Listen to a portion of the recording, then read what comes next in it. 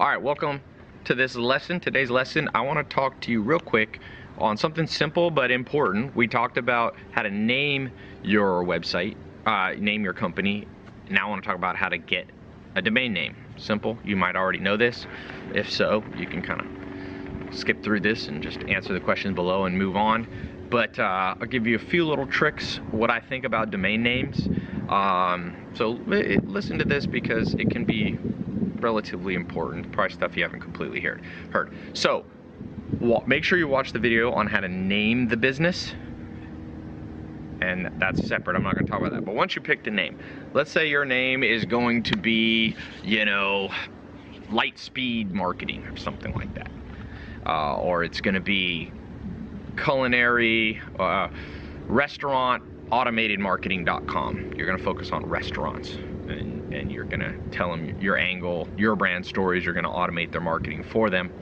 So it's called restaurantautomatedmarketing.com. Now, simple thing, you got to buy that domain name and you have to check that it's available. There's actually lots of websites you can use, and they're relatively similar. I'll tell you the ones that I have used, 2 different ones. I don't get paid anything to promote these companies, so don't worry. I've never received a penny from them as an affiliate or anything. It's not important to me. So GoDaddy is one of them. You've probably heard of GoDaddy, but now I use one called Namecheap. I'm not exactly sure why I use Namecheap. Some hacker friends of mine said they liked Namecheap. Honestly, it's probably not that much different. Most of these top tier services are pretty similar, but I've been using Namecheap.com. So you'll just enter in Namecheap.com, go to their website, and then they have a simple search, same with GoDaddy. Type in the name you're thinking. Now here's a general principle. Right now in the modern world, short one-word names are almost all taken, okay? Anything that remotely makes sense. So if you want one word like, you know, Zoom.com or something, well, it's probably taken. So if you want a one-word domain, you're going to have to use a domain broker to negotiate to buy that from somebody. I don't recommend you do that. A lot of people, when they start out business, they make the mistake of spending, you know, $1,000 to $10,000 on a premium domain name. And a guy once told me when I was first starting out, he said, Ty, every domain for every $1 million business I've ever built, I bought for 10 bucks. So he meant just be more creative with the names and you're usually good. So go to Namecheap or GoDaddy.com. I would not enter in a one-word name. If you're thinking a one-word name, add another word to it. Even then, oftentimes 2-word domains. So like automatedmarketing.com. That's gonna probably be taken, and you have to do the same thing.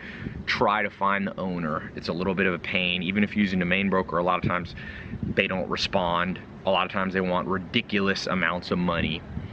A little side note, if you do decide to buy the domain, what I often do is first of all, negotiate a lot, but not too much. If you negotiate too much, they just won't email you back.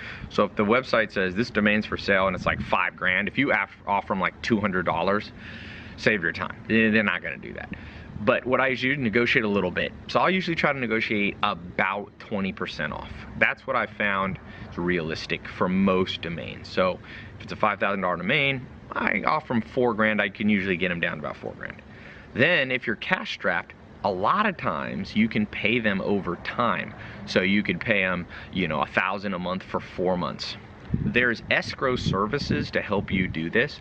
GoDaddy has a good one so that you can send them the money and they can't run away with the money. And it automatically, once you pay the amount, it releases the domain name. And if you don't make your payments, they get the domain name back. So that's called an escrow brokering service. And GoDaddy's a great one if you want to do that. It's pretty reliable. I've done it a few times. In general, as I said, not my favorite approach to starting. If this is your first business, don't buy a domain. No matter how awesome it seems, domains are less important than you think. I know a guy who has like a 7-word domain name who made 40 million bucks with his website. So, you know, it's like dong, dong, dong, dong, dong, dong. It's not that important, and here's why. Most people, the way they get to a website now is they Google it. So if it's a long word, and you're worried that, oh, they won't remember all the words, well, they're probably gonna just type in something similar, and if you show up at the top of Google, they'll find you by just clicking, okay? Or they're gonna find you by you sending them an email and them clicking. So usually the domain name length is relatively unimportant. All in all, it is better to have a shorter domain name if you can, okay? Remember, a fallback for names, you can always use your name. You know, I'm TyLopez.com, and you could be, you know, Jenny Smith or BobJones.com. Again, a lot of those 2 words might be taken, but if you have an exotic name like Ty Lopez, mine was available.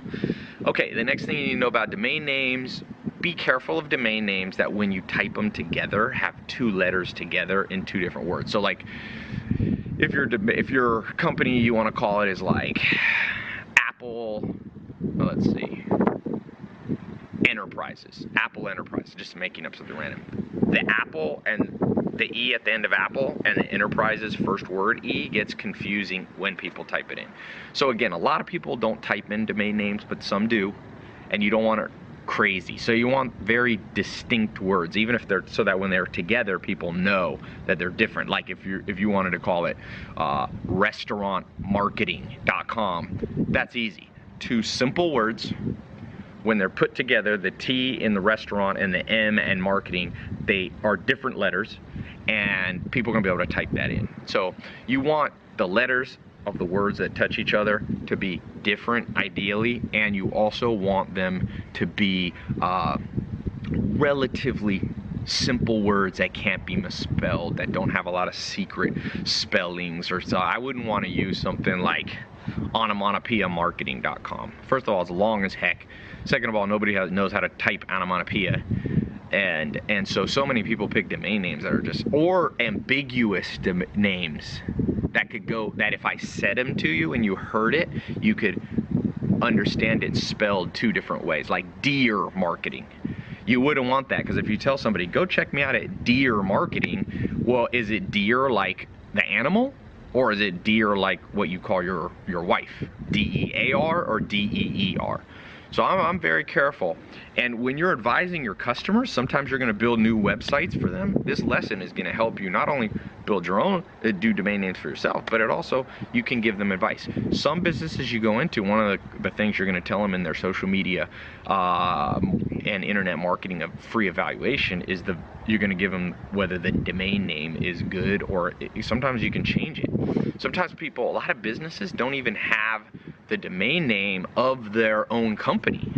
I've seen that before, where the company is Joe's Pizza and the website is like Pizza Incorporated or something like that. You really don't want that. The general rule of domains is you want it to be relatively simple. Doesn't have to be super short, but simple, in simple words, simple to spell, simple to understand when you verbally say them to somebody, simple to remember, okay? So you go to Namecheap, assuming you're following all these rules. Some of this I talked about in the naming video and naming your company, and some we're talking about now. You type it in, hopefully it says available, and usually there's $7 to $10. Now, people ask me, if the .com isn't available, can I just use the .net, the .org, the .co, the .me, the .mobi, the .biz, the .us, the .info? The answer is no. 99 out of 100 times, that's my advice. There could be the rare, you know, there's some big websites now like, what is it, twitch.tv, and so there are people getting away with not having the .com, but it's just not worth it 99 out of 100 times. So if you're typing something in and it doesn't have the .com, but it has the other the other secondary type of domains available, I would keep searching for a different name or change the 3rd word in the domain. So if it's like, you know, restaurant marketing automation, and that's available and not available, reverse it, restaurant automated marketing or something like that.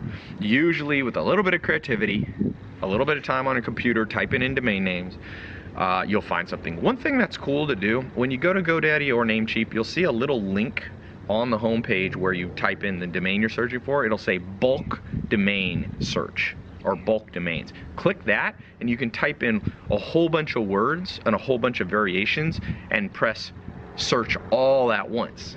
There's a little ninja trick for you. If you don't know about that bulk search, you got to type them in one at a time, not available. One at a time, not available. One at a time, not available. If you do bulk, you can do one per line and search like up to 500 domain names at once.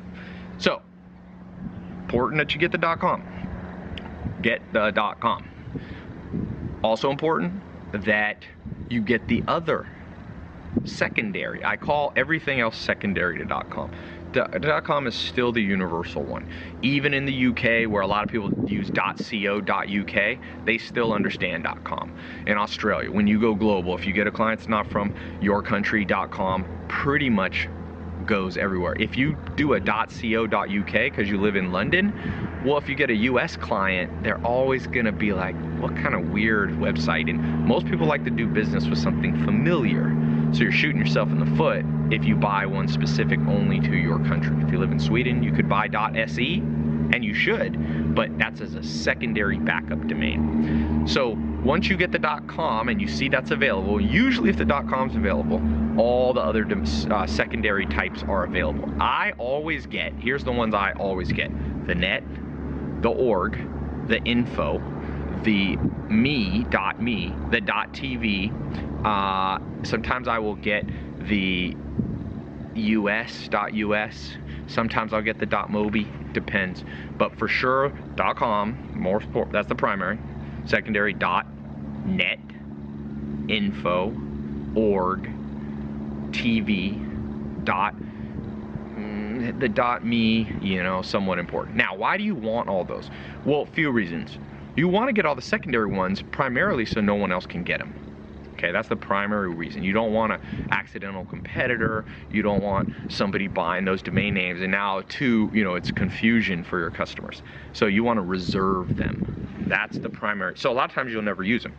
Other times I will use them, maybe if the .org, if you wanted to start a charity side with your brand name on it, you could use the .org. But for the most part, I just redirect them to the .com. And you can set that up later in more advanced settings, or you can email support on Namecheap and .com, and GoDaddy, and ask them how you can forward all your secondary domains to the .com, or you can usually leave them. You don't even have to forward them. Not many people are gonna start by typing in .info. You know, most people are gonna start by typing in .com. If you live in the UK or a country, I would add to the list of domains you probably should buy the country-specific one. So if you know you're gonna do a lot of business in Sweden, you probably want the .se. If you're gonna do a lot of business in UK, you probably want the .co.uk. So there are times when, but the locals are still secondary domains. Really do your best to get a .com. So you type that in, you click all those, you press proceed. It's going to take you to the checkout. They're always trying to upsell you. GoDaddy's trying to upsell you. Namecheap's going to try to upsell you. The one upsell that I like, if you can get it, it's not that much more expensive. It's the private. And Namecheap gives it, one of the things I like about Namecheap over GoDaddy is Namecheap gives you free privacy for 1 year for free. They call it Privacy Guard or something. GoDaddy, I think you have to pay $1 or $2 per domain name. So, you know, why do you want privacy? In general, privacy is nice, you know, to not show up publicly on a Whois website. People can figure out who the owner of the domain name is, and sometimes you get spam. It's not the end of the world if you don't get privacy. I'm just telling you what I generally do is I say yes to the privacy upsells, and then I check out. And usually for a package of domain names, you're looking at $50 to $100. Okay, to get the .com, net, org, info, us, mobi, tv, .tv, .me, .mobi. These 8 depending. And like I said, sometimes I just buy the core ones are com, net, org. Those 3 you always want. The other ones are really tertiary, you know, 3rd tier, but I lump them all in secondary. There's no reason to make this too complicated. .com's the most important, and everything else comes below that. Local domains, other crazy, you know, .network and all these crazy, they call them TLDs, top level domains. Really, .com's the only top level domain. If you're open at charity, .org is the standard, but but we're talking about how to start your own social media marketing and internet marketing agency. So do that, you press check out. Now, very important, make sure the payment goes through. Like, make sure you got an email. And I've learned this the hard way, where I thought I bought domains and I X off the page and it didn't give me that confirmation. I like to go in one step further on Namecheap or GoDaddy, click on my account, click on my domains, and make sure those new ones show up, because there's nothing worse than getting all excited, come back 2 days later and you're like, somebody else bought them. I had that happen to me one time. So last step after you check, look for the email receipt in writing, and one step further, belt and suspenders to double check, go and click into my account. Look there in the vault of domain names they say that you have. And yeah, that's the final step. Then get excited. We'll talk later about how to set up a website if you don't have one, how to set it up for your clients, but it starts with the domain name. The domain name is the address. It's like the address of your house. You got to be able to tell people where people to go. So you start with that address, and after you have the address, then we'll start building the house and building the agency. Okay? So homework below, I want you to just basically recap what the primary and secondary domain names are.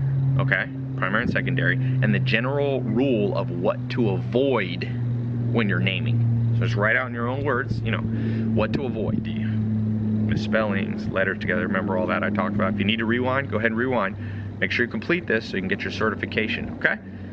Complete that, and thanks so much. I will see you on the next lesson.